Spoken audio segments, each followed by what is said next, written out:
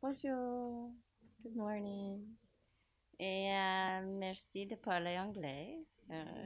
My French is very bad. Thank you for letting me join you this morning and for spending your time listening to some of the findings that I wanted to share with you today from our research. As hopefully you know, I'm Amy Mitchell. I direct the journalism research at the Pew Research Center, which is a nonprofit, nonpartisan fact tank, is the way we describe ourselves in Washington, D.C. We've been formally the Pew Research Center since 1996, but I've been a part of what has been the Journalism Project for 20 years. We actually started in 1997 before the Pew Research Center existed, but we were funded by the Pew Charitable Trust still at that time, so from its origin. And one of the things that's important about our work is that we take a very, as I said, nonpartisan approach. And so our mission is really about providing data and solid, rigorous information to the public, to decision makers, elected leaders, others, to shed light on different areas of how the U.S. and the world is developing. A lot of our research, particularly in journalism, has been focused primarily in the U.S., but I've been super excited to be able to do more work internationally over the last few years when it comes to journalism, and in particular last year with the study that looks at the Western Europe, 8 countries in Western Europe, which was really fascinating to be able to do. We do have a number of other areas that are also doing international and global research, and since 2002, we've surveyed in 93 countries. So this just tells you a little bit more kind of about our background. And as I said, I direct the research around news and information, but we have a number of other subject areas as well. And as I mentioned, with a lot of work that we've done around sort of the trends and behaviors in the United States, one of the things that we have seen over the last couple of years is a very strong and new partisan divide between Democrats and Republicans when it comes to attitudes about the news media and habits and behavior in terms of the sources that people are turning to and their views about the news media in general. So just to sort of show you here, if the blue line is representing Democrats in the U.S., which tend to be those that are on the liberal side politically, and then Republicans on the red side, you can see, and I'll talk more about some of this data a little bit later in today's lecture, but you can see that the starting date there of 2016, in a number of these areas, if there was some divide between attitudes about the news media, so that first set is about keeping an eye on political leaders, whether it's a worthwhile thing, which we describe as kind of the watchdog role, keeping an eye on elected leaders. The other one about news organizations tending to favor one side on political issues, how trustworthy you see national news organizations to be, and then finally, how the national news media do at keeping us informed.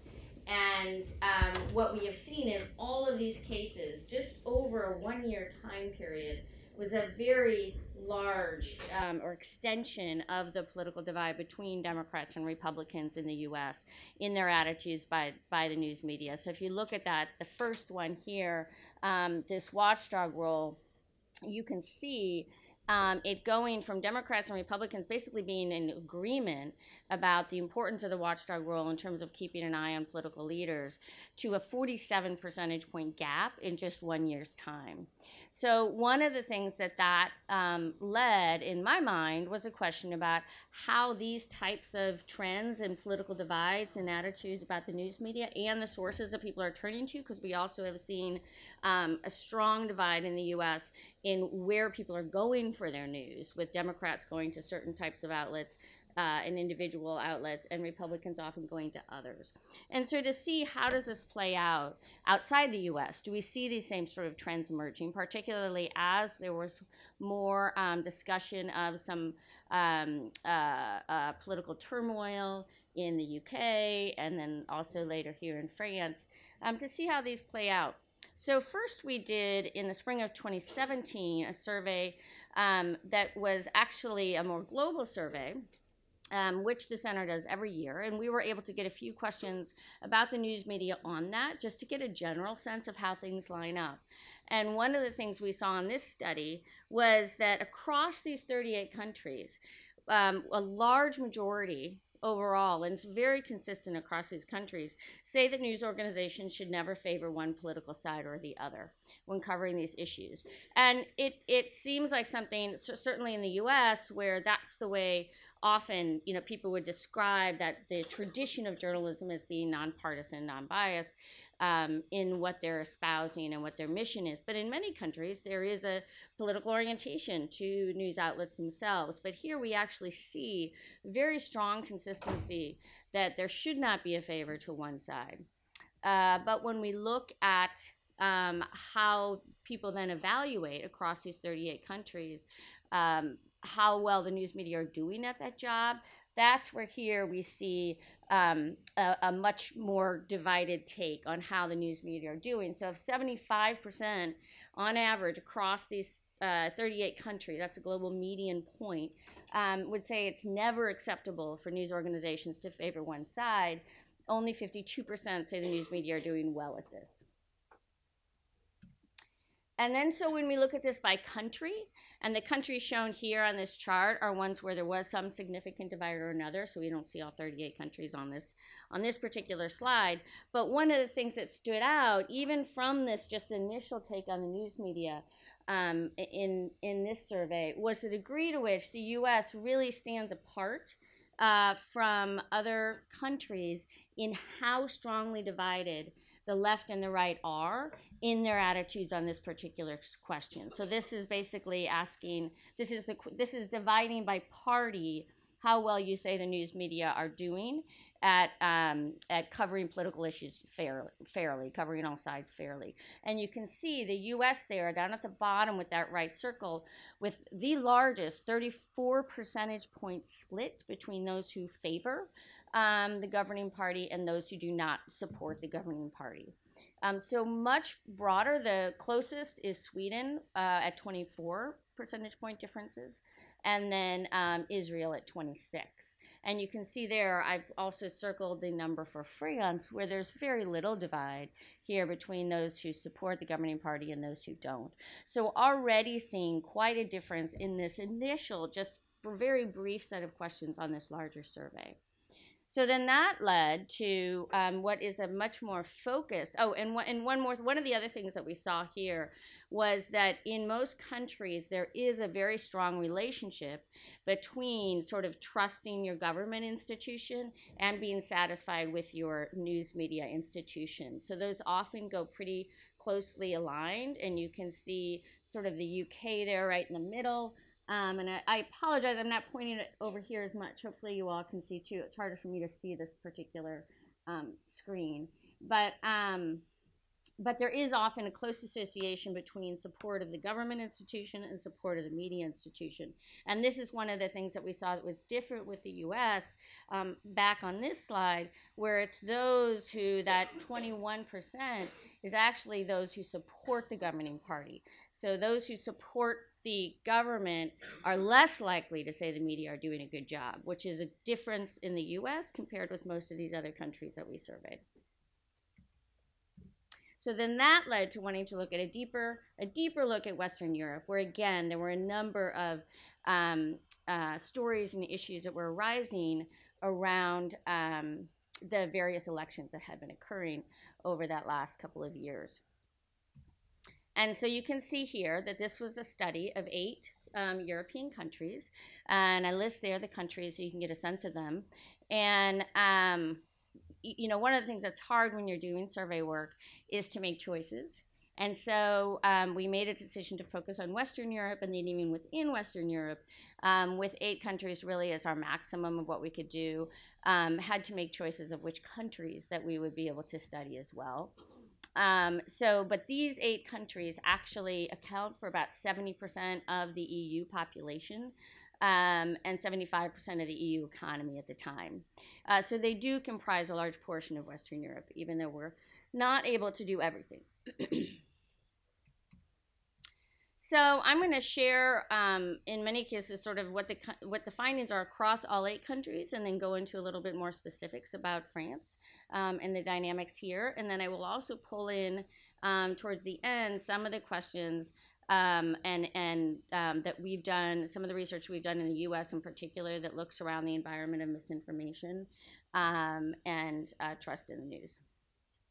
So you can see here, so one of the questions that's a sort of basic question we ask is how important are the news media to society? And then how much one trusts. And these are very broad questions, right? They're basically, what's your overall attitude towards the news media in terms of the importance of the role that they play and the general trust that you put in what they do? And you can see that there's a pretty, a pretty strong mix, even within these 8 countries. Between those who would say it's very important, at 61% in Sweden, 61% in Germany, down to 28% in France. So France falls at the bottom when it comes to the importance of the news media to society. Italy, and one of the dynamics that we see throughout this is that in many cases, the 3 most southern countries that we studied, France, Italy, and Spain, are often similar in having the more negative views about the news media generally. And then when you look at the trust percentages, those are even smaller than the overall importance. So most people say that at least the news media are at least somewhat important to the role of functioning society. But when it comes to trust, those numbers fall much lower. And again, we see in France very low percentages of trust in the news media generally. So then one of the dynamics we wanted to look at, particularly with what was in the climate of events and issues in the news at the time, was, in the U.S., as we've looked at left-right sort of divides and, Democrats and Republicans in our country, is to what degree we see those left-right divides, and then also to what degree we see divides around those who espouse populism views and those who don't. And so just to share a little bit before I go into the findings of what went into that particular index, is that we had 2 questions that we asked that are in most of the academic work seen as at the real core of those who espouse populism ideals.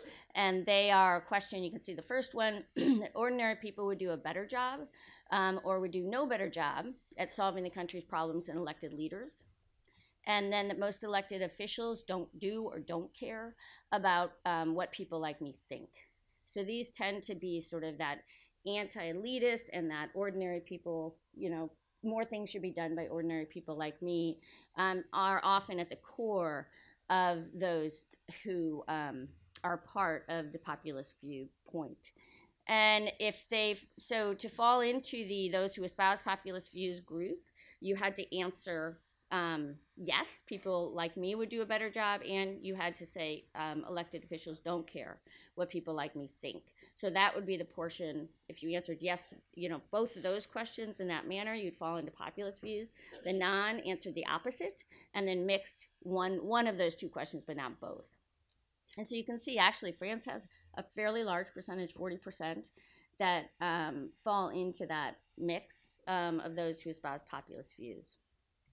And to see where France fits within the rest of these mix of the countries, you can see, too, that they are at the high end of those who would fall into that mix.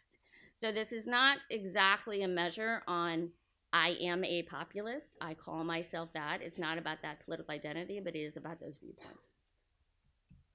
So one of the things we saw was quite interesting, and France does stand out a little bit from some of the main trends that we saw here. So I'll talk about the overall trends and then sort of where France sits.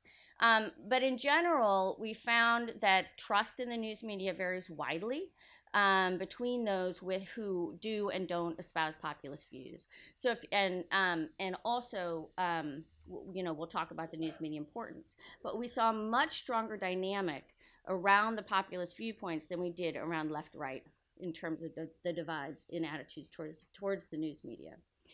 So if you look here at the chart, the set of numbers on the left, this is about trust in the news media among those who espouse populist views and those who don't. And you can see that across all 8 countries, there is a significant differences between those two. 21 percentage point difference in France, up to 31% in Germany. And then if you look at the next set of numbers to the on the other side of the line, you can see that those differences really disappear in most cases when you move to the left-right spectrum. So we're, yeah. Mm-hmm.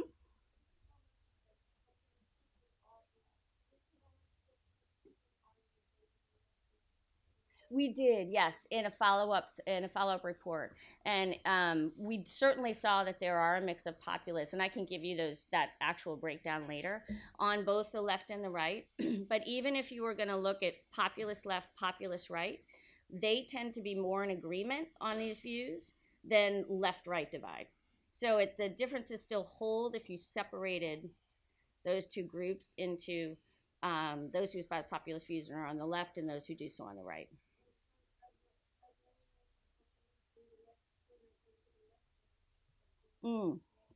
There's some difference there by country, and I would have to pull up. I don't think I have that table right here, but I have it and I can share it with you. Yeah. If you remind me afterwards. And then this is just showing similarly when we ask about the news media's role in society. Overall. So again, for the most part, except for in Spain, and this is actually an area where Spain sort of stands out in that they actually didn't show as much difference on this particular question. But in general, there is more, very strong divide between those who espouse and don't espouse populist views, much less so for most countries when it comes to the left-right divide. Here again, though, you do see here in this particular case that France is a country for this question where you still see some difference between the left and the right. And then this is just by party support. I thought this was not a main focus of this study, but I thought it might be worth sort of sharing here. If you look at it by those who say I have a favorable view of each of these parties. Now, it's important to understand in this question that people could answer yes to all of them or no to all of them. And so there's overlap. You didn't have to pick the one party that you support. So, for example, I think I have here, there were 30, 40, almost, 45% that favored 2 or more of the parties that we ask about. So there is a fair amount of overlap, but you can see here that there's some difference, and certainly within those who have a favorable view of the National Front, having a less favorable view of the news media in terms of the importance to society and trust in the news media. But it's also worth pointing out that they account for a much smaller portion of the population overall.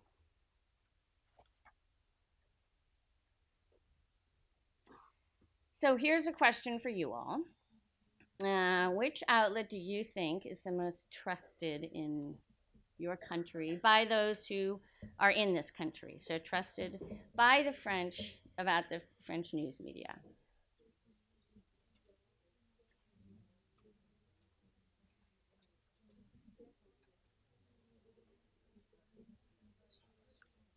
Who says BFM? BFM? Anybody? Anybody? One? No? France 2? France 2? Le Figaro? Le Monde? Okay. L'Express? Some of the smaller. Libération? Mediapart? Nobody. TF1? Last. All right. Yeah. Some of the biggies. So I'll show you the results in a moment. So in addition, we asked people their main news source, and that's sort of an open end, which I'll share some data on later. But we also, for each of the countries, we asked specifically about 8 different news media outlets. And again, you had a selection process. One has to make choices, and we wanted a mix of both sort of audience size, kind of penetration, the platform that they use, and in terms of whether they're online or not, and kind of the mix of what they're known for. So these are the ones that we asked about in France. And what you see, by far, is France 2. Is the most trusted for the public, the public news media outlet, followed by TF1. So you guys are fairly close. Le Monde, however, is further down. Yeah. Mm-hmm. For this one, yes. Yeah. Yeah. Uh huh. Any radio? Well, I remember I read that radio is the most kind of media Mm. in France, and Mm-hmm. radio here. Mm-hmm. I think there are some that may have a radio outlet. So if they do more in France, these were again looked at for sort of having a mix of diversity. That's a good question. Um, but when we looked at sort of that combination of reach of whether they're publicly or privately funded, and what their origin is, that these are the ones that tended to come up to the top in France. And then we had a number of academic experts that also worked with us on choosing these. So again, there's no perfect mix when you have to select 8, but this is what we did have here. But it was true that across the spectrum, across all these 8 countries, the public news media was in 7 of them the most trusted of the outlets that we asked about, and only in 1, in Spain, was it tied, actually. And then the gray bar actually is those who said they couldn't answer, and then you can also see, they haven't heard of. So you do get down to sort of the newer kind of niche outlets like Mediapart, and there are fewer people that have actually heard of them, so they don't get asked about trust or, distrust. Oh, and you know what? I apologize. I answered your question incorrectly about whether you could say yes to one. So for each of these, we ask if you've heard of it, if you trust it or distrust it, and if you use it. So for each particular question, you said whether you trusted it or didn't trust it, or whether you hadn't heard of it. My apologies. And then you can see here on the one that has the gold and the purple, you can see the trust numbers for the main public news media outlet in each of these countries, how high they tend to be, up to 90%, 89%, that express trust for that particular outlet. And the vast majority have heard of all of these. And this is something that's quite different than what we see in the U.S. And that first set of bars, the light pink and the dark pink, was a question that was asking if you trust private news media more or public news media more. And we see here greater levels of trust for the most part, a little bit more split when you get to Italy and Spain between public and trusting public and private more. But this stands apart from the U.S., where the overall reach and trust numbers of public news media tend to be lower. And then if we look here, again, we bring in the support, those who espouse populist views and those who don't, when it comes to these trust questions.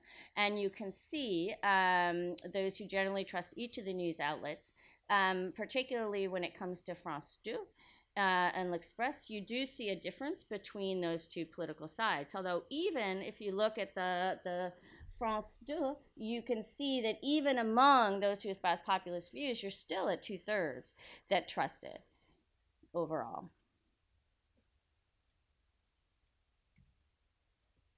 And here this is where you also see differences and divides along the left-right spectrum.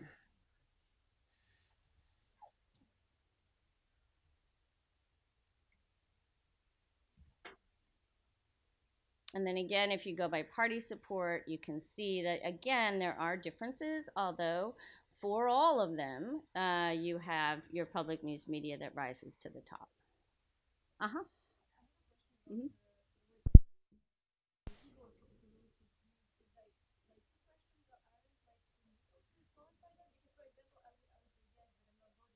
Uh-huh. Yeah. Mm-hmm. Yep, and that's it's a very good question, and that is an important thing to understand. That's what I was trying to explain. Is we were not asking, are you going to vote for the populist party, or do you call yourself a populist? These are about the two views that have that are at the sort of the core of people who espouse populist thinking. But if you look at like the National Front number overall, it's a much smaller part of your population in France that has a favorable view of the National Front, for example. And so it is not about voting with the populist party or being a part of a populist party. It is about having those sort of core values, which is something that we could consider across these 8 countries. Because you also have to come up with a measure that can sort of be something that makes sense across the dynamics of the different countries that one is studying. Yeah, but it's important to keep in mind, and that's why we don't ever call anything here like a populist party. It's people who espouse those viewpoints, which can also be thought of as sort of anti-elitist, anti-establishment. Yeah. Yeah, and so they are so that part of the core of populist views, which is around that sort of anti-elitist, pro individual kind of ordinary citizen approach. Yeah.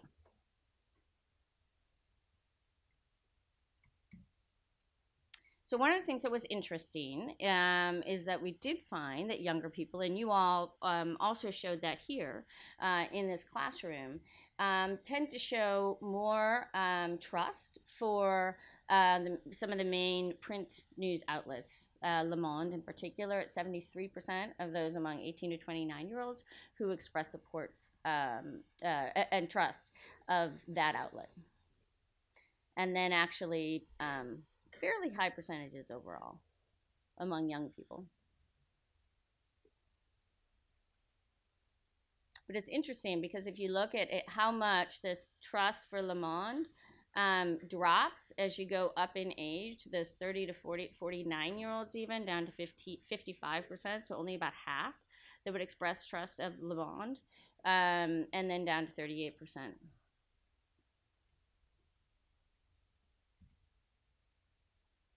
So one of the other things that we did that was really interesting, and it was the first time we had asked some questions really in this manner, is that one of the things that we've looked at is sort of the, where the outlets, how are people separating themselves in the outlets that they're turning to. But also is a question of what do people think about a particular news outlet and news provider when it comes to political dynamics.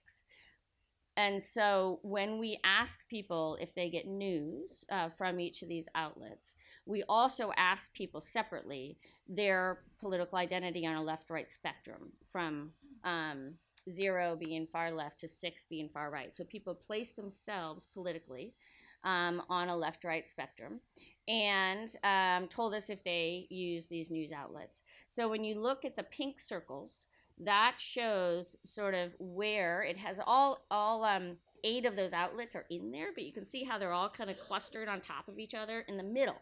So what you can see is that overall there's a fair amount of ideologically centered orientation of the use of each of these outlets across all these countries, really, where for the most part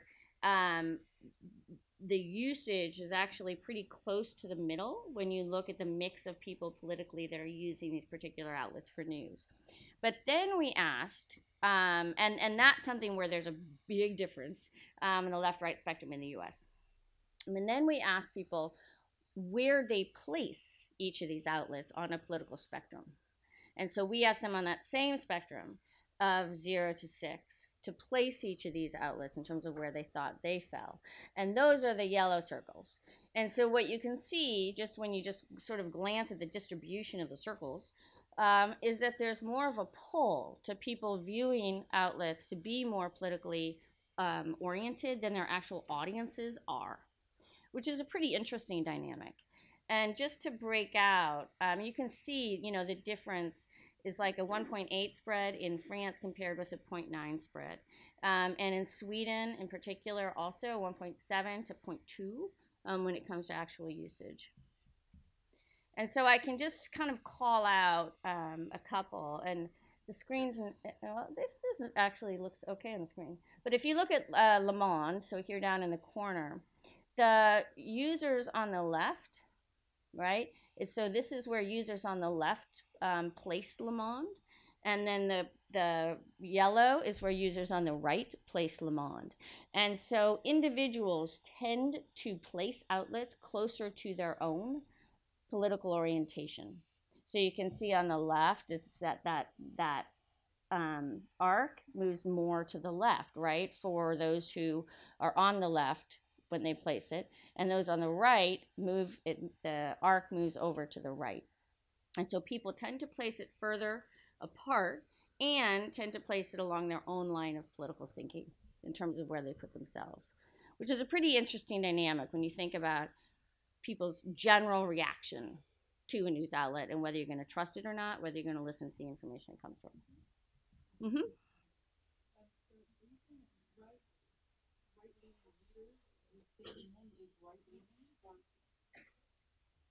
So if you are on the right, you tend to place Le Monde. You tend to also call Le Monde to be more like your own. Mm-hmm.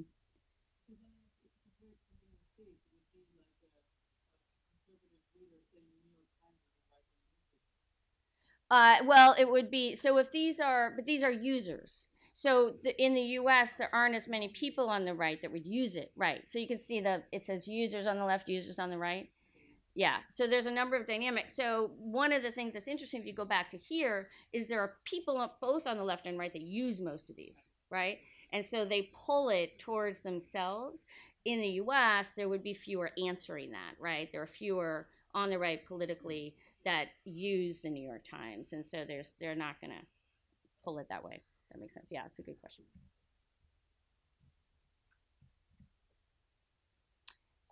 So we did ask a number of questions, and this is getting back to sort of just some fundamental views about the news media in terms of how the news media are doing on certain things, and covering the most important of the issues of the day tends to be something the news media gets high marks on, and that was the case here as well, that people do give the news media pretty good marks for just staying on top of the news, for actually doing that. It falls certainly when you get into some of these other question areas. Being politically neutral tends to, again, like we saw on that 38 country study, tends to fall into the low end of the spectrum. In France in general, and this is here where you can see, and one of the interesting dynamics about the UK is that it behaves, people in the UK behave more like the northern countries in terms of their use of news media and sort of coming together around individual, specific outlets across the political spectrum, but they behave more like southern countries in their attitudes towards the news media. And in general, southern countries studied here that were France, Spain, and Italy tended to have more negative views about the news media and evaluation of the news media than the northern. Not in every case, but the general tendency. And so here you can see these were 3 particular questions we asked about the coverage of particular issues. Immigration did tend in general to get the lowest marks across the board.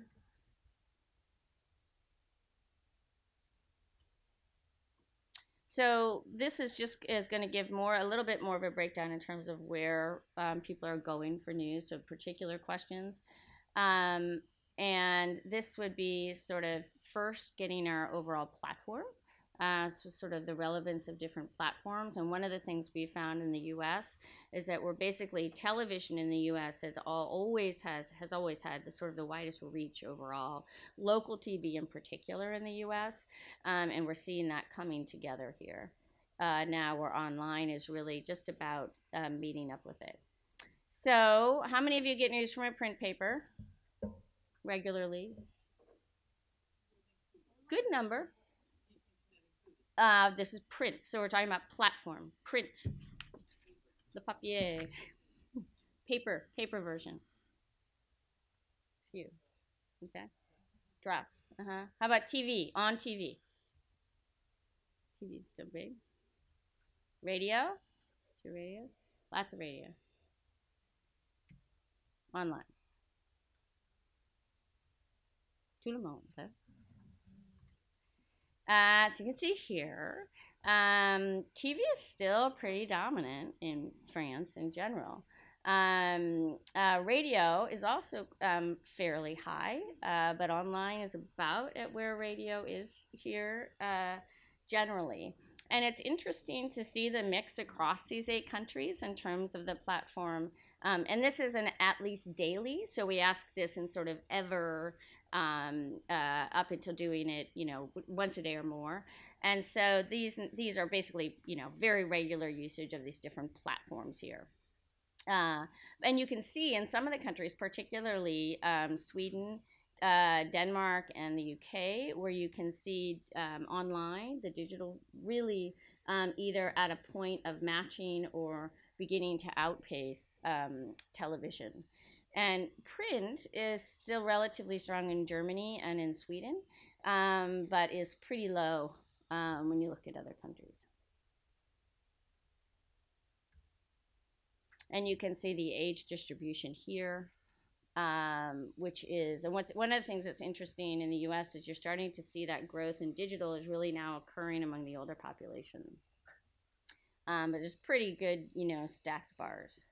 And radio is another one that's interesting here, which doesn't match the way you all answered, which is that you do have fewer people in the 18 to 29 that say they're using radio as a platform. Okay, so now we get to main source. So this was an open end. So it was just, please give us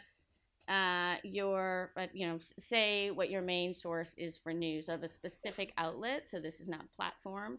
But think about what your main source of news is. So if you all can think, what's that outlet, what's that provider that I would name as my main news source?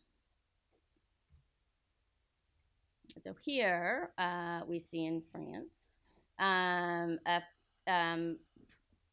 less coming together around a specific news source than in some of the other countries that we studied.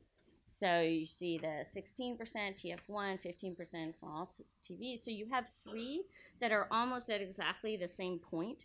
So this is one of the things that stood out again, across these 8 countries generally, with France, Spain, and Italy being France and Spain really being exceptions to the other 8 to the other 6. But in general, there's more sharing or coming together around a single news source in these Western European countries, other than in France and Spain, and to a certain degree in Italy, than we see in the U.S. So you have, almost half your population in the UK that name the BBC as their main news source. And strong, fairly high numbers, 4 and 10 that are naming the same source in Sweden and the Netherlands as well. But more separation around main news source in France. And so that's about how people are being informed, who they're hearing from.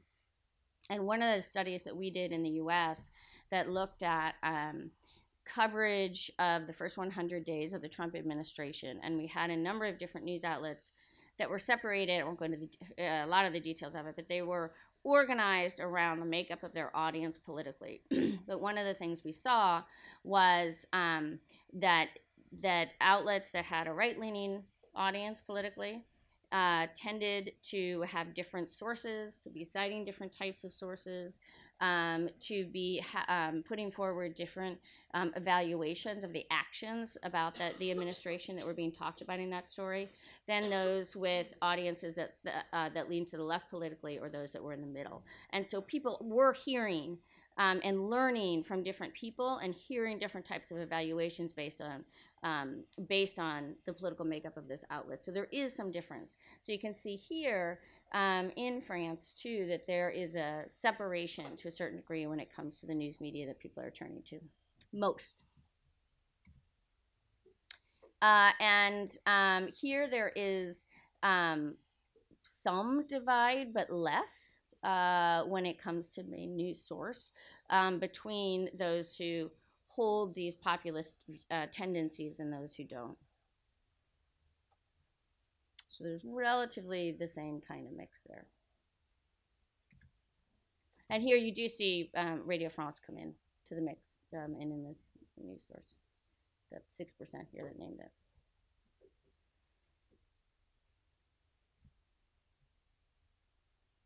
There also shows overlap between the left and the right in main news source. And again, this is the naming of the main news sources, not asking about, yeah. Mm-hmm. Mm-hmm.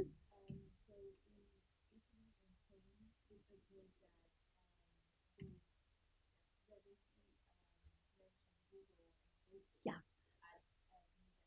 Mm-hmm. Yep. Yep. Yep. Yep. And we had about 7% of the U.S. named Facebook. Yes. So I'm glad you pointed that out because I was going to mention it. This is one of the phenomena that we're facing. We ask people, right, and we say a specific outlet. People still say the name a social media site, and primarily it's Facebook because it has the widest reach, which we'll see more of later. But people do think of it. You can only now these were voice, but most of the survey work we do in the U.S. is online. But even if you're doing it by phone, the interviewer can't prompt people beyond what they're reading the question for. So even though we say to name a specific source, it's so prominent in people's mind that is what's coming to their mind when they think of a source. But you're correct, the news is not provided by Facebook or by Google in terms of the creation. There's another entity, whether it's an individual or an outlet itself, and there are ways that we've dug into that. But it is important when we, from a knowledge standpoint, to realize that those social media and Google do tend to play high in people's mind when they think about that question of where do I go for news, even if you specify it.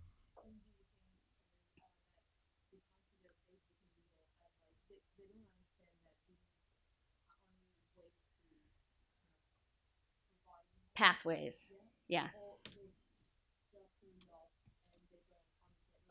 Yeah. Mm-hmm.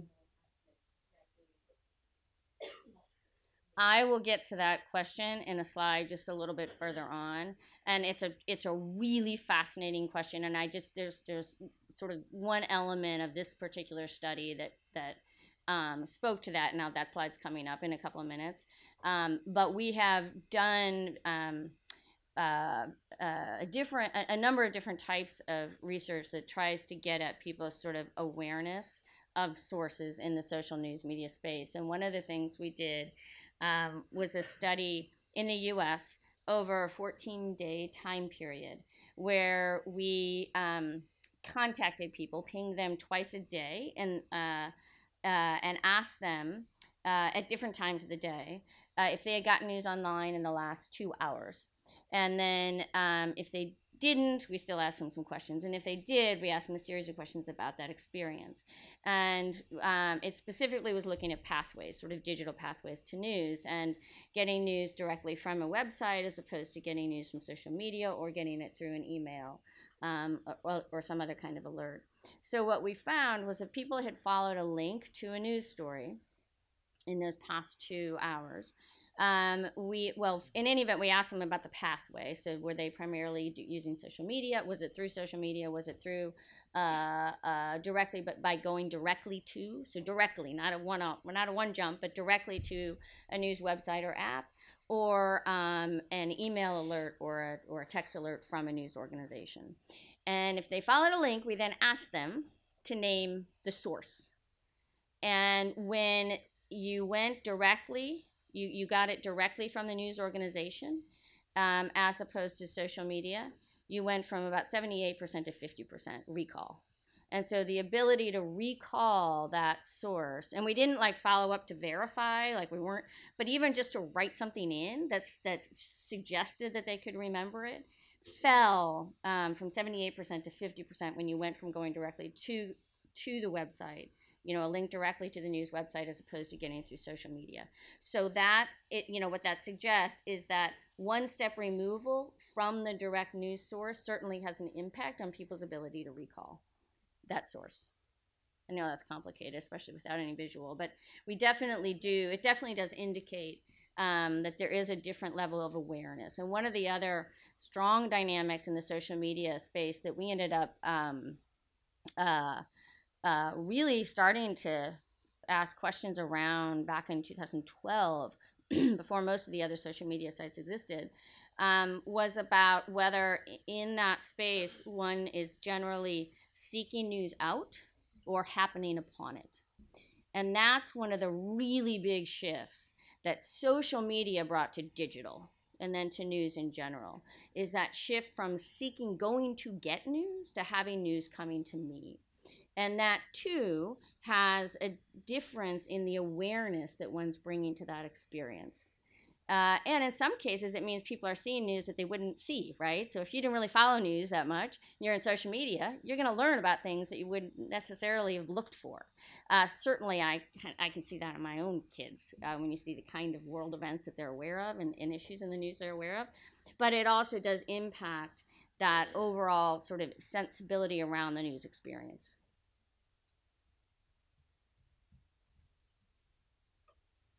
And we do see here that there is, when we're getting back to sort of naming your main news source here, that younger people are less likely to have that strong reliance on the public media, and also more likely to name a social media outlet, to name Facebook in particular.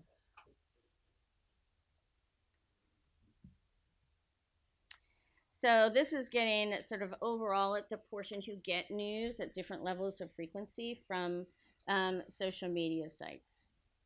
And you can see here that majorities and most get at least some news through social media.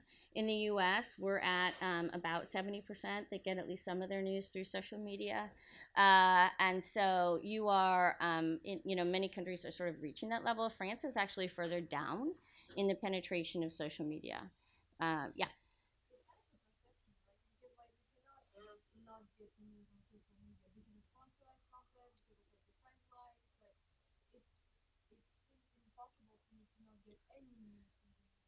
Well, unless you're not on it, also, right? So there can be people. I mean, there are also people who only have a friend group, and their group of friends are not, they don't post news in social media. So we see this particularly in some of the older populations where they use social media for a few things to keep up with their kids or something, but they're not actually really sharing a lot that's in there, or don't either subscribe to feeds themselves or don't have friends who are in the social media space for news. So there are some users that don't get any news there, but there are also more portion here in France that are not on social media at all. And I didn't include that data point, but this is of the whole population, whether they use social media for other things or not. We do, although I don't have that data point really handy, but I can get it. Yeah. But it is interesting to think about sort of the role that social media plays in news in particular, and how it differs even in these Western European countries.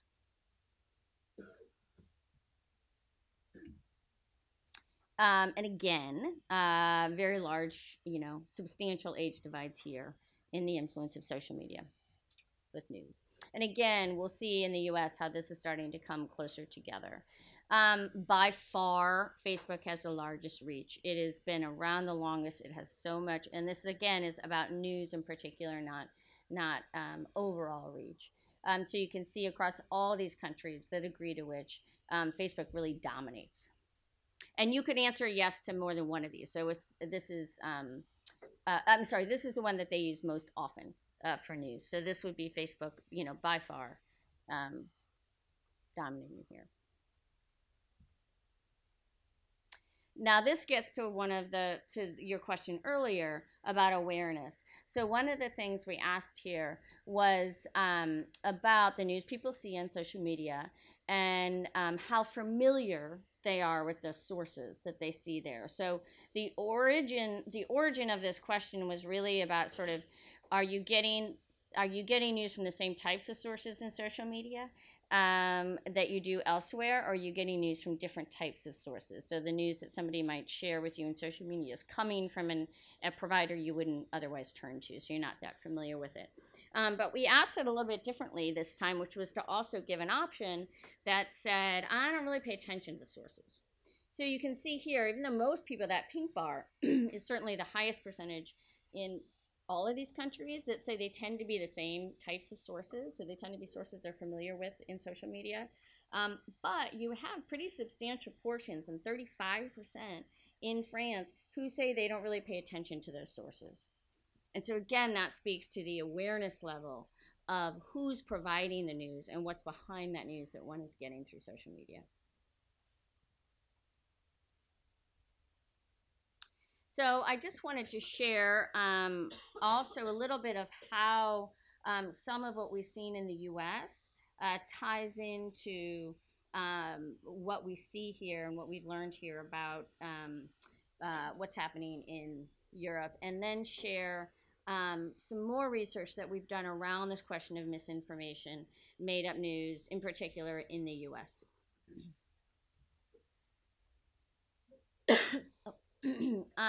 So as I was mentioning, television in general has had the widest reach in the U.S. So one of the things we're seeing here is that we really are at a point where the digital space is really beginning to close in on television, and we went from over, again, just a 2-year period and really just a 1-year period from a 19-point gap down to an 8-point gap in 2017, which then remained consistent. Actually, it was a 7-point gap in 2017, so it's not significantly different, to 8-point gap in 18. But, you know, really a coming together of TV and online in the U.S. And again, much of that television is local TV. And radio has remained pretty consistent. Well, print had a dramatic downturn in the U.S. Years prior, and then has kind of stayed at about 2 and 10, falling a bit more this year. Mobile in the U.S. So one of the things that happened in the U.S. was, as we moved to digital a little bit, began developing digital a little bit earlier than many other countries, we really started in our country as a desktop, with desktop orientation. And so it's only been the last years where we've really seen mobile take off as the primary digital mode here, which is different from a number of other countries where mobile devices were around and already popular as digital news was really becoming more of a way of consuming news. But in the U.S., we really started with that desktop experience, and we're now at a point where more people prefer mobile than prefer getting news on a desktop also. Again, about 2/3 that are getting news on social media. So this has kind of hit a leveling off the last couple of years in the U.S. So it'll be interesting to see if we're sort of at a penetration point, if we end up continuing to rise here, especially with the dynamics around sort of what's happening in the social media space and technology and the flow of information.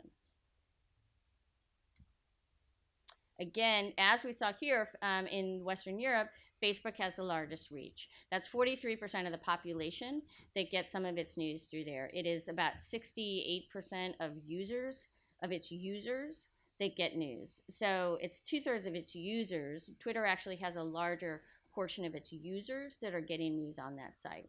And YouTube is actually now second in the overall reach for news in the U.S. with about 1/4. And they've actually, that channel has really developed a number of news entities, including that breaking news channel specifically for getting news through it. So one of the things we ask people is, we can see the numbers that use it, right? You've got a lot of people that use it. So we asked people recently, this is very recent, this just came out, if people can consider their news that they see on social media to be largely accurate or largely inaccurate. And we see more people think that most of the news they see is largely inaccurate. They don't really trust it. More so among Republicans in our country than among Democrats or independents. Republicans are the conservative party. Generally don't trust it. Then we ask another question. Would you say this has generally helped you better understand current events, not made much of a difference, or made you more confused about current events? Most people would either say it doesn't make much of a difference or makes them more confused. There are actually not a large portion that would say it made them more confused, but most would say it's not really made them more informed. Also, express the lowest levels of trust when it comes to social media compared with other types of news providers. And this, to me, was really fascinating way to sort of put some context around trust numbers. So we've been talking about sort of the low levels of trust in national news media generally. And so I was wanting to get a sense a few years back of how now that we're in this digital environment, how the different types of providers kind of rank against each other when you're looking at sources of news. So we asked about national news media outlets. We asked about local news media outlets, which in our country tend to be the most trusted, the local outlets. And then we ask about friends and family, as the news you get from friends and family directly, and then social media. And what you can see is none of it's super high when you look at that a lot of trust number, which is the dark bar there. That's first. But you have around 25% put a lot of trust in local, 20% that say national. It drops down to the mid-teens, friends and family, but then plummets down to low single digits when you ask about social media. And that you can see across these 3 years. We've asked this 3 years in a row now. Same format, same structure, same question, and it's very consistent. So not seen as very accurate, low levels of trust, not seen as helping, but people still use it. And why? Convenience. It's so convenient. It's so easy. When it comes to getting news, that convenience factor really has a large impact on how people are going to be informed. Speed is some, interacting with other people, but by far the largest reason people gave, and this was an open end where we asked people to say what they like about it, and then we did also ask an open end that was what you dislike, and it was the inaccuracy that ranked to the top of that question as well.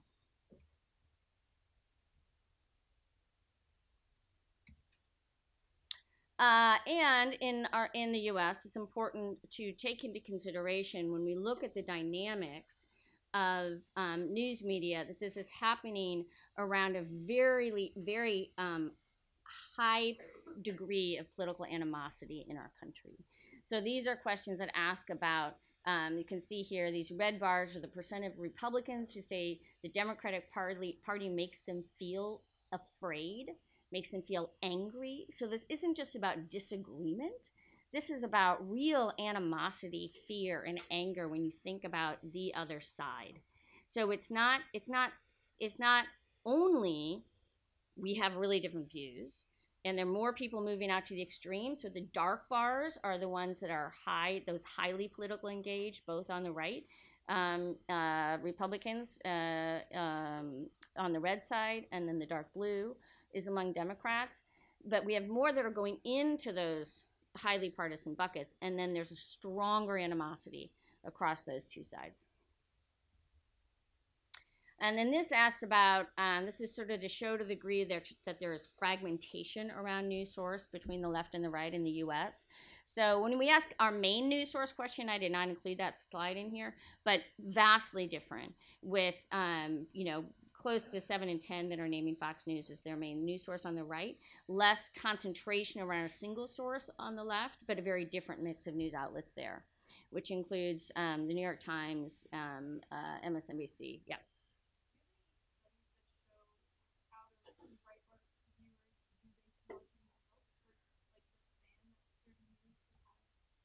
Of their outlets, yeah.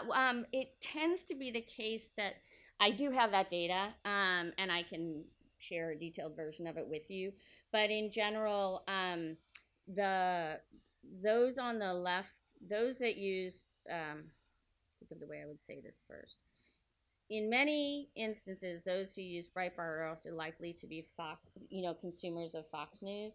There are more outlets whose audience leans to the left politically So those who lean to the left politically have a wider mix of places they turn.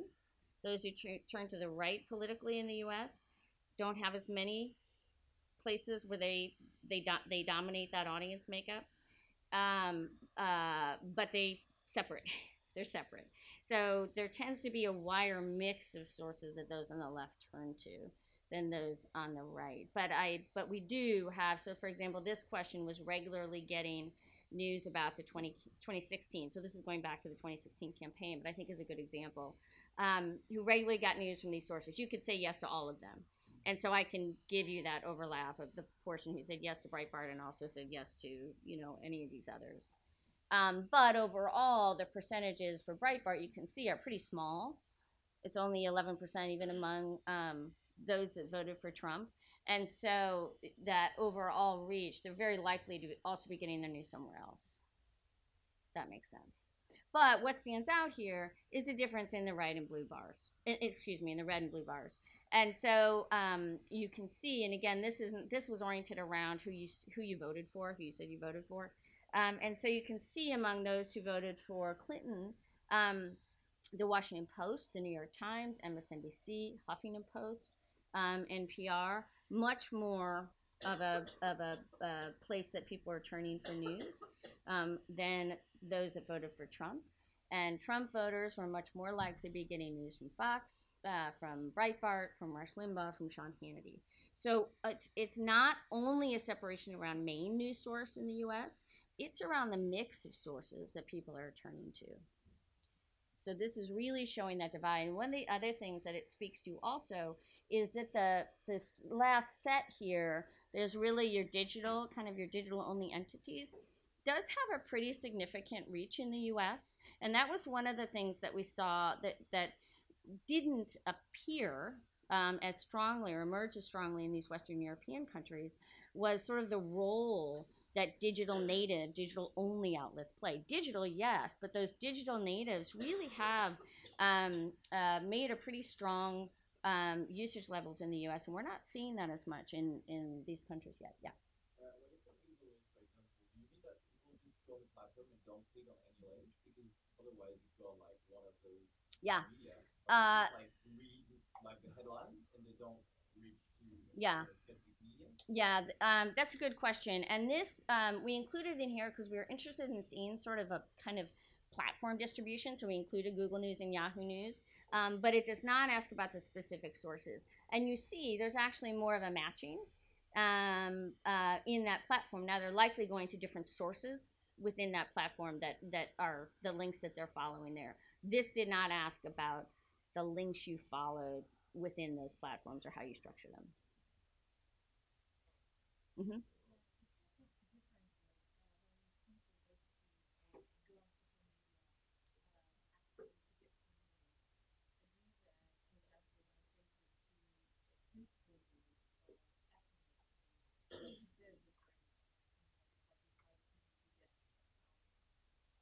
Yeah. From social media in particular, or from So this was about the 2016 campaign. So we did specifically say news about the 2016 campaign. These data here, we do ask about sort of topics people follow on social media. Government and politics is pretty high up there. It's usually in the top 3, even among the younger 18 to 29-year-olds. Entertainment tends to be higher in entertainment news tends to rise higher in social media than it does in some of the other platforms.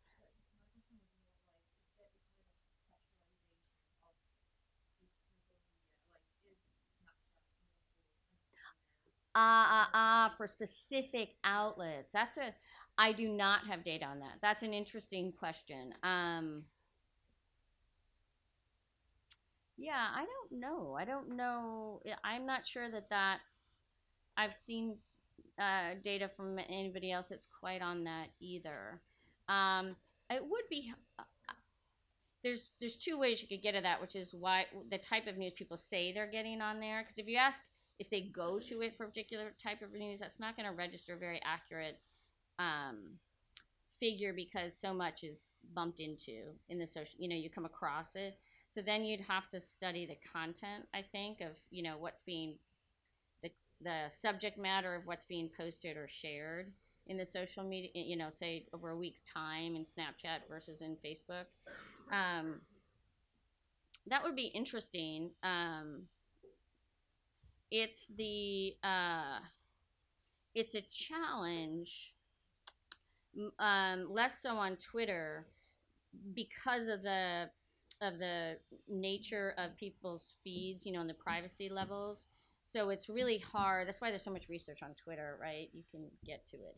Everything's public for the most part, but it's really hard to study the non-public pages on Facebook, and a lot of the content, even if you were wanting to follow links. So, for example, we were going to do a portion of a piece of research that we put out recently that was going to sort of pull online behavioral data from panelists that had agreed to have their data, tracked and polled when they were online. But it's really not complete because, one, if you're in the social media space and say you were followed a link to Le Monde, that's going to keep you in the Facebook app, and so you often can't get the link of the actual provider, even if they agreed to give you their data. It just says they're getting some news on Facebook. You don't know where they're going. And similarly, it's hard to track the same person on their phone and another device. So it's tricky.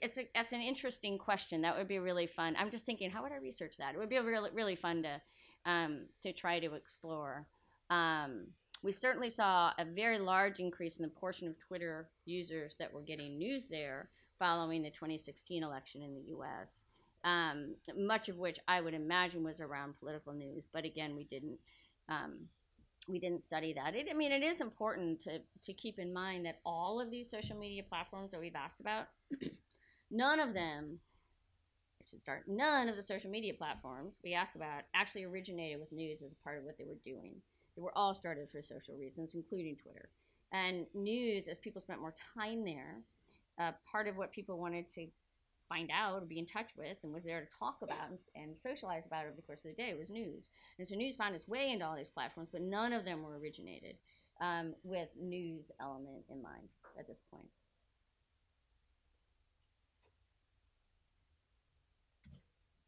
And so this was a slide I sort of started with, which was where, when this data came back, it was like, wow. And particularly the 2017 data. And then what we've seen in this data, this literally just came out maybe a week and a half ago, that those divides remain a year later. But it was that how much wider the political divides are and attitudes about the news media in the U.S. now than just a couple years back. And this is that watchdog question. So it's the question of whether you say criticism from news organizations, sort of that news organizations being critical of political leaders is worthwhile because it helps keep them in line, or whether it's a problem and not a good thing because it keeps them from doing their job. And we've been asking this for decades. This goes back to 1985 on this chart here. And you can see that there was a little bit of switch in who said it was more or less acceptable according to the political party. But, pretty much, strong majorities across all of these years that fell into the bucket of saying it was a worthwhile thing, this watchdog role was a good thing. And that this is by far the strongest divide we've ever seen between these two parties. And it goes both ways. It's increases in support among those on the left and decreases among those on the right. So the divide in these cases is most usually occurring in both directions, either those on the left and those on the right, moving in opposite directions. So finally, some questions, and this too is a really interesting area to try to gather data on and do research on, partly because there are so many different ways people are talking about, right, fake news, made up news, etc. So we started after much of this was really being talked about to ask the public what their sense made up, the issue, how big of an issue is made up news. And this is more than what would just be sort of misconstrued, but what's completely made up and fabricated. And we had, and this wasn't just some confusion, but almost 2/3, 64%, that said it's causing a great deal of confusion in the US. And this was a figure that had very strong consistency and agreement across political party. So in all these other areas of disagreement between the left and the right, very strong agreement that here that made up news was causing a great deal of confusion by age, by gender, etc. And only 1 in 10 that said not much or no confusion at all. But we also saw, I don't think I included all these slides in here, but we also saw that people felt like said they were much more likely to come across what was kind of misinformation, right? That it was that news that is not wholly true, that might start with the basics of a story, but then brings fabricated elements into it, or tilted or spun elements into it. Uh-huh. Uh-huh. This one.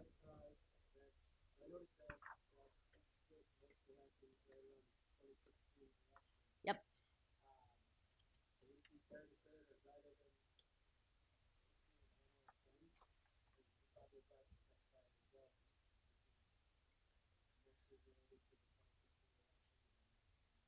Yeah, that's a great question. And one of the things, so the partisan, if you go back here, right? This is a slide that is actually from 2016.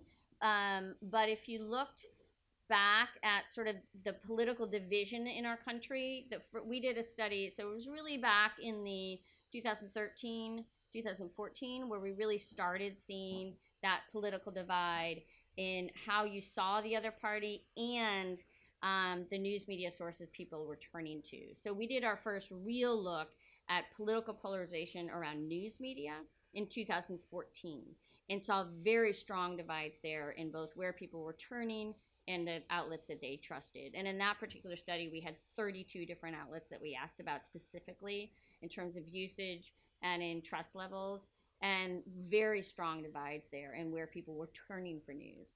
Also strong divides in how people felt about the other party, and beginning to, it wasn't just about sort of voting or news media, but it was also where people chose to live in the U.S. So the communities they're choosing to live in tend to be with like-minded people politically, where they send their kids to school, the type of environment, how comfortable they are having somebody marry outside of their political party. I mean, we're really beginning in like 2013, et cetera, to really show themselves. Where we saw the divide get much bigger following 2016 was in attitudes about the news media. So your sense of the role, of their job, of your overall trust. So if your individual outlets already differed, your overall trust levels, that difference and the attitude about sort of the role the media played, that's where the real strong divides came following the election. And if you ask, or another question we asked the public, again, after the 2016 election, a little while after, was about sort of how, I'm going to not get the exact wording right, so don't quote me on it, but it was about the relationship between the news media and the Trump administration, and whether it's unhealthy or whether it's basically a problem or not a problem, for society. And there we saw agreement across political parties. It was a problem, that it was not a good thing. So people are recognizing that tension between the Trump administration and the president specifically and the news media. And we've certainly seen that attitudinal divide get wider. Yeah.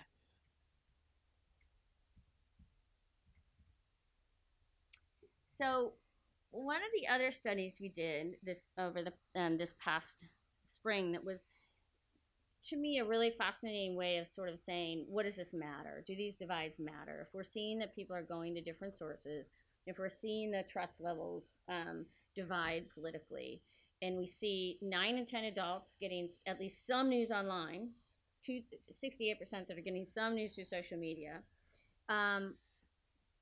made up news coming into the play more because there's so many people there. There's money to be made or political influence to be had there. So there's more and more types of content providers that are also trying to get in that space, pushing content out that lands upon people whether they're looking for it or not. So how does that impact one's ability to make sense of the news, to evaluate? Because one of the things that happens in the digital space when both there's more and more types of content and it's coming at you faster when you're not prepared for it, you're not looking for it. How does that impact one's ability to sift through and make sense of the news? And around the conversation of misinformation, of what's a factual statement, what's an opinion, we wanted to get a sense of, does it matter? Are there differences in people's, one, how well, and again, this was in the US, but how well can Americans differentiate between a factual statement in the news and an opinion statement, an opinion? And then, does it differ around certain characteristics of sort of who you are and your traits in terms of one's ability to do that? And so we did a study that showed people a range of different types of statements.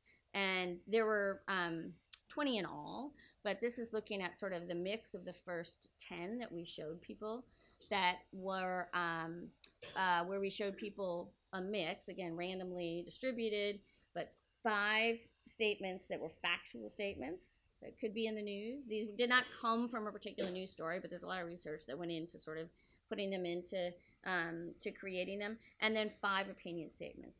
And we asked people to classify them as a factual statement or an opinion statement.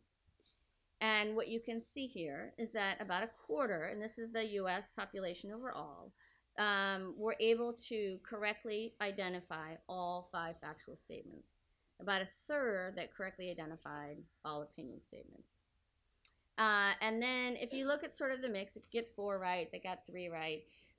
More people got at least 3 right. But that really, 3 right is really chance. You know, you roll a dice. You might get it. There's 2 options, right? You might get it. You might not get it.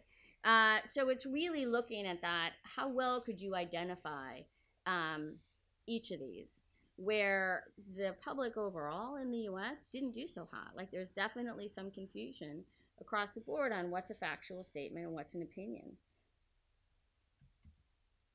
And one of the other really striking findings in the study was about the characteristics, who was better able to do this and less able to do this. And that some of the factors that really came into play were how politically aware somebody was, how digitally savvy somebody was, and how much trust they have in the news, which was a pretty interesting, actually, dynamic there. Your overall interest in the news, in terms of your expression of it, had less to do with it. And these categories were indexes that were based on a mix of usually 3 different questions, where it would sort of add up to a high level of political awareness or a low level of political awareness. And same for the other ones. And what we saw was those who were highly politically aware, those who were more digitally savvy, so feel comfortable navigating the digital space, and have higher levels of trust in the news, had a much stronger ability to differentiate and correctly identify factual statements in the news and opinion statements in the news. And that has huge implications as we look at those online numbers growing. That the mix of the public that's in this digital space now ranges across all of these different types of characteristics. And so the ability that somebody has to navigate that space really differs. And if you think about the way sort of news was constructed in print days, even in television days, there were more kind of boundary lines around it. We started to lose that in 24-hour cable news, talk shows, that type of thing. But there were more boundaries that were initially kind of putting around news than what we have today. And, you know, you were down to, 13% of those who were not digitally savvy being able to correctly identify all 5 factual statements. And only 2 in 10 that could do that for opinions. But one of the other things we see here, when we agree that it's causing confusion, we agree the tension between the president and the news media is a problem. We see that there's an issue with being able to identify factual statements compared with opinions. But in the US, one of the other very strong dynamics that brings this tension is the support for freedom of information, freedom to access, and freedom to publish news. And this is one of the things from certainly my vantage point and some of the work that I've done with entities in Europe and talking about sort of these dynamics and what's happening, is this particular difference where in the US there is very strong support for freedom of expression and freedom to publish. And so when we ask people, and we put this kind of, which would you prefer, question around these. Would you prefer that the U.S. government take steps to restrict false information online, even if it means some limits to information freedoms, some limits to the freedom to access and publish information, which is the specific wording? Or would you prefer the protection of the freedom of information, freedom to access and publish information, even if it means false information can be published? And we see by a very, pretty strong margin, 58% compared with 39%, Americans would prefer to protect those freedoms to publish and access information and allow some false information to be in that mix.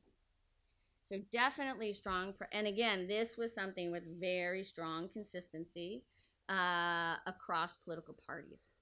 There was some difference by age, a little bit of difference by gender, but not much. There were still majorities of all of these that prefer there not to be action taken by the government and keep that freedom to access and publish, even if there's false information that's going to be out there. There was more willingness for technology companies to take steps than for government.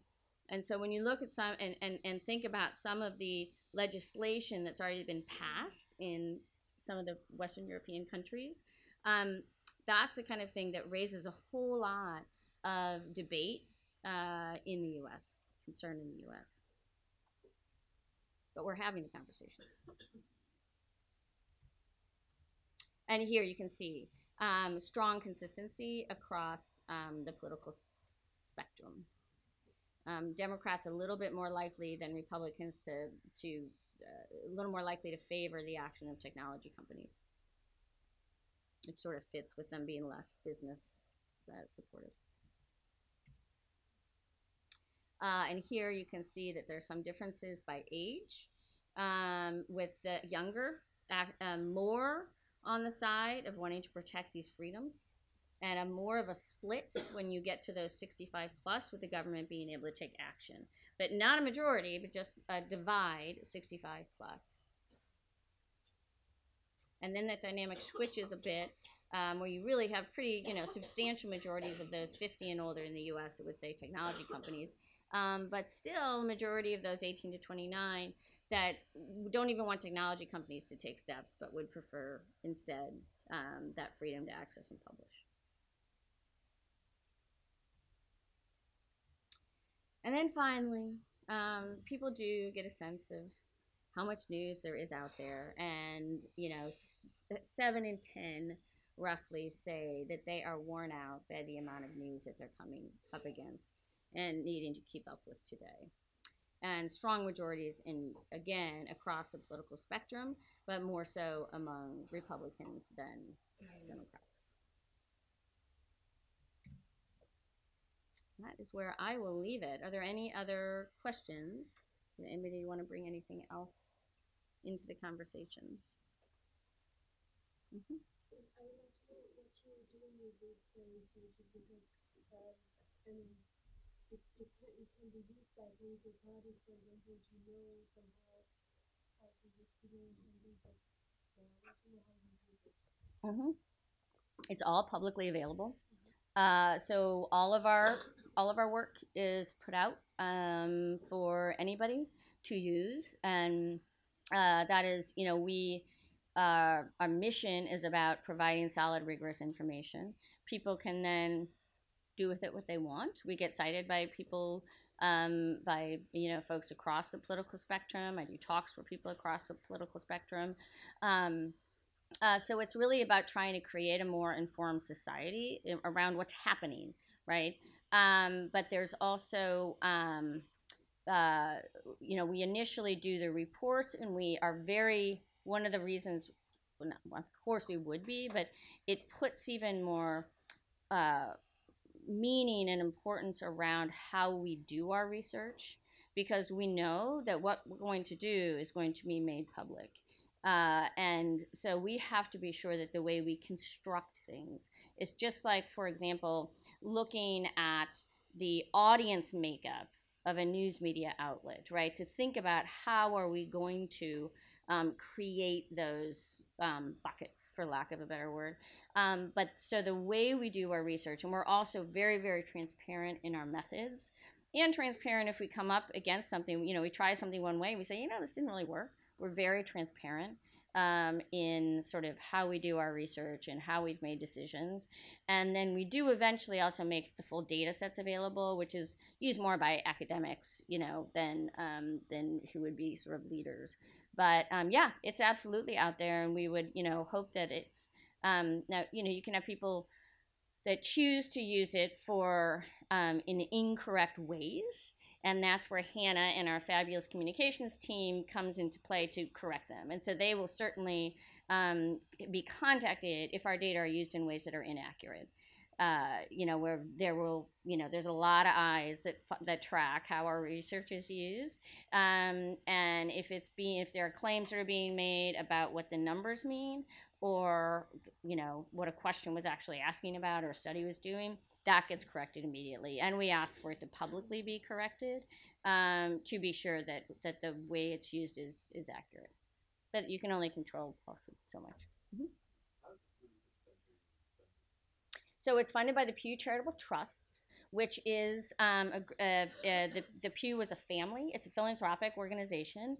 So again, non-commercial, and they donate money we take from other sort of foundations as well, but the vast majority of our funding comes from the Pew Charitable Trusts. We have full control over our research in terms of what we study, how we do it, what we put out, etc. But it is through a charitable foundation.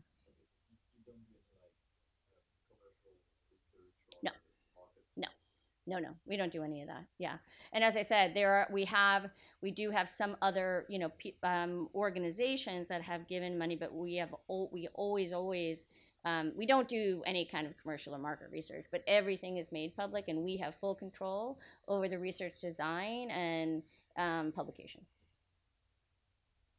Mm-hmm.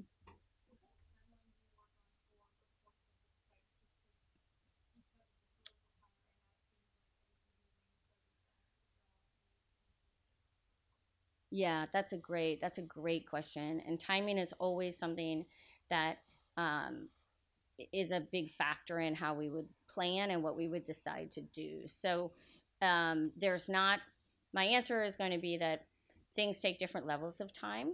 So to put out, there are ways we can get like a quick question out there about that tension between the government taking action and freedom to access. That was done pretty quickly as a pretty straightforward survey question.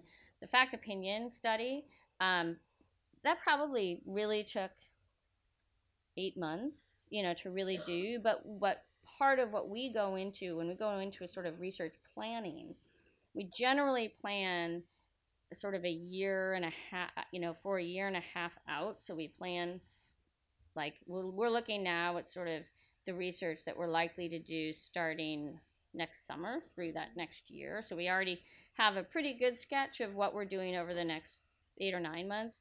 But that'll change, and the way we do it, exactly what we study, might shift a little bit as dynamics change. But so fact opinion was probably that long, but we knew when you think about, but even that study itself evolved as we were designing it. Because I kept coming back and saying, okay, what's not being answered well? What is not? So the way we start our research creation process is saying, what are the questions that are really important in this area of news and information, how people are consuming, the impact of technology, attitudes? What is critical right now that's not being answered? If 3 other people can answer it really well, fine, great. We don't need to. It's not something we necessarily need to be putting our time into, because it can be answered in other ways. The study of the Trump 100 days, that content, was because we had seen in several studies that we had done the divide in where people were turning, right? And the divide in the attitudes, but particularly in where people were getting their news. So for me, the next question was then, does it matter? Right? Are they learning something different or not? If everybody's getting the same news, then it doesn't really matter. So that's why we then did a content study. That wasn't a survey, it was actually a content analysis study of what was actually, of the content, of what was being covered, all the stories that came out over that 100-day period that had to do with the administration. So first ask, what's a question that really needs to be answered?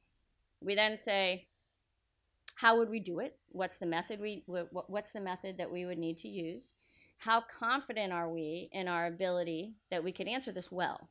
Because we don't want to do research if we don't think we can get a good enough, it's not answerable, right? There's not a way. Public doesn't know enough about X. How can we ask them about it? Or I'd really want to study the mix of news on Facebook, but there's so much missing that I wouldn't be able to get a really accurate number on that. So to think, how answerable is it? And then what's the timing? And does the resource requirement match the necessity, right? The importance of the question, or is it kind of important but really hard? In which case, it not that hard, but really like complicated to figure out. We might decide our time isn't best used that way, or this is really important, but it's likely fleeting, and it would take us 8 months to get there. So it's probably not going to be as valuable when you get it. But it's all like in the kind of fitting these different elements together as we design it. Yeah. Around like the political election and planning for that. Not really. I'm sure that our team that's focused on politics particularly and political dynamics is thinking about what are going to be the really important questions. Absolutely. Yeah. But never set in stone. Like I always, in fact, as Hannah can attest to, I was just at 2 a.m. making changes to a questionnaire that we have that we're going to finalize today because something was gnawing at me that we didn't have quite right. And so I was up like throwing a couple new questions in there, which I'm sure my team back in the US is about ready to kill me for, because you do want to be sure you get the stuff right. We invest a lot of time and money into doing these. And so even if we have a general idea of the general framework we want to do and the general method that we need to use, we need to start pulling content from Twitter, we need to the actual kind of final component of it, I'm pretty adamant to say we need to stay flexible up until the, as long as we can to be sure we're getting at that nugget that's really important. Mm-hmm.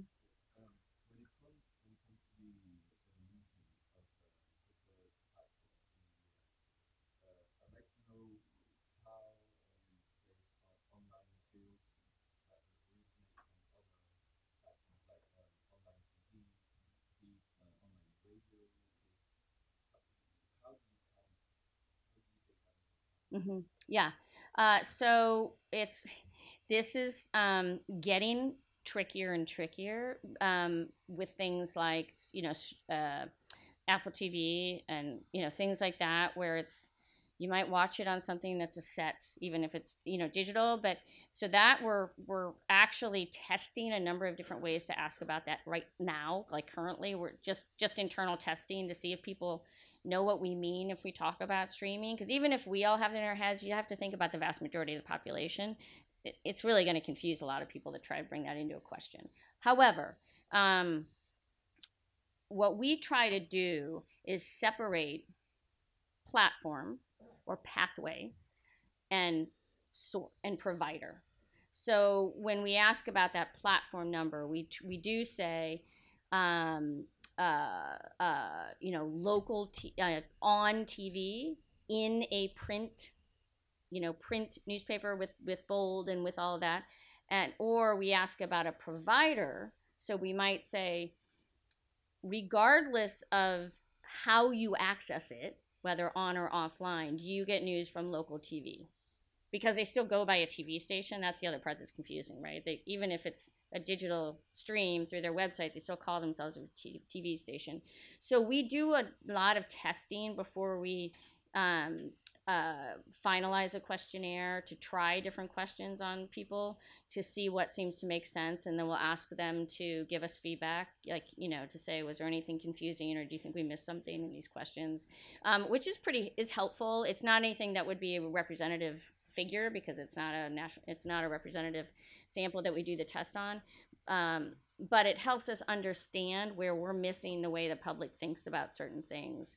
It is only going to get harder to differentiate between these things, particularly because of things like Roku and Apple TV, where you are mixing sort of source and people thinking of Facebook as a source, even if it's not, they're actually not creating the news. So it's something that we're constantly thinking about. But separating pathway and provider is sort of an initial layer of kind of where we start, at least. Mm-hmm.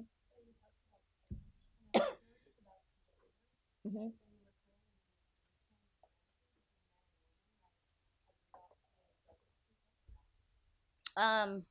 There are some in there's some attitudinal differences.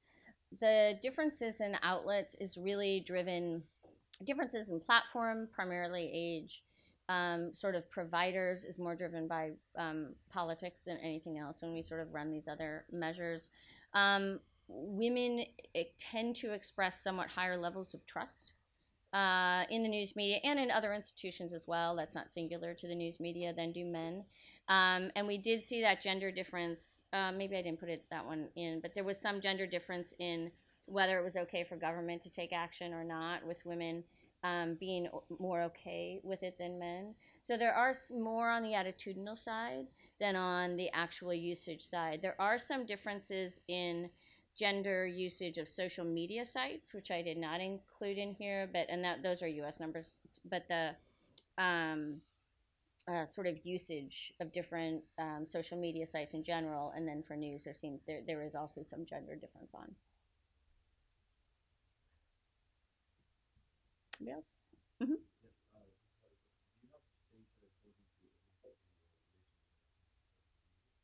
We do. I don't know that I don't think I have a really good break on religion. We do on ethnicity. I don't have the current numbers well enough in my head on that, but it's more driven, it's across the board driven far more by politics now than by ethnicity. So there are, if I think about the U.S., right? So we could run the questions on Western Europe, I believe, by ethnicity. I have to check that. But if you looked at the U.S., for example, you're going to see some differences by ethnicity in trust levels. However, there are also differences by ethnicity in political orientation.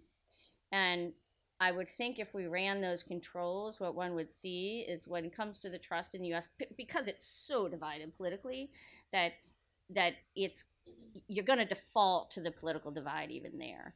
But we do have that data, and it's just not where we're seeing the strongest separation at this point. But we certainly have that, and that's one of the things when we're analyzing data, and you'd see sort of a divide around a political line, you want to look and see where, first of all, where are the places where we see differences? And that's what you want to focus in on. And so that's, what you see here is where there are larger differences than where there are less, at least, in the U.S. numbers. Mm-hmm. Talking specifically about the ability to differentiate facts from survey, how are you controlling for education? Or are you controlling for education? That's a great question. So we did control for it. And what we saw is, if you ran those numbers for education, being more educated, people who are more educated were also more likely to be able to accurately identify factual statements and opinion statements. However, when you look at those differences by politically savvy, political savviness, political awareness, and trust, and controlled for education, those differences were still there. strongly. So even if you factor in education, political savviness, political awareness, and trust in the news still has a difference, even if you factor in education. So, but the education differences aren't as large as the others, is basically what it comes down to. But we did control for that. Uh-huh.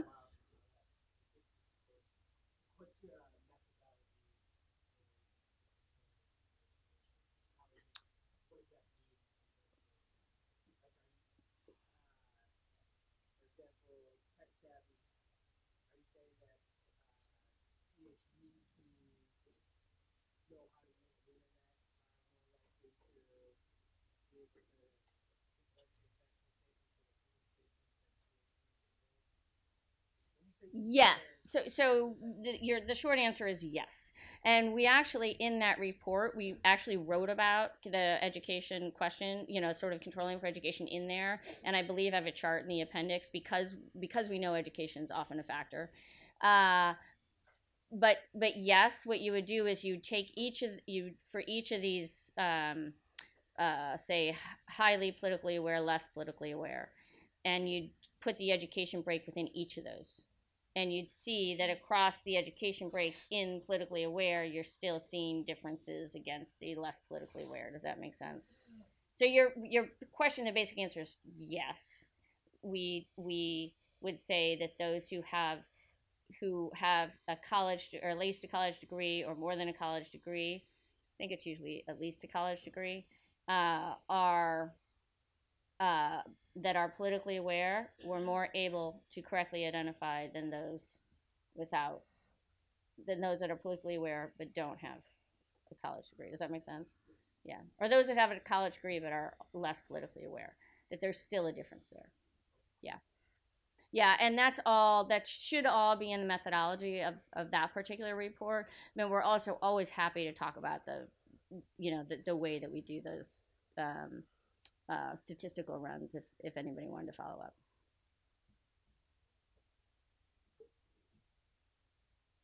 Anybody else? Thank you all. Thanks so much. Good luck.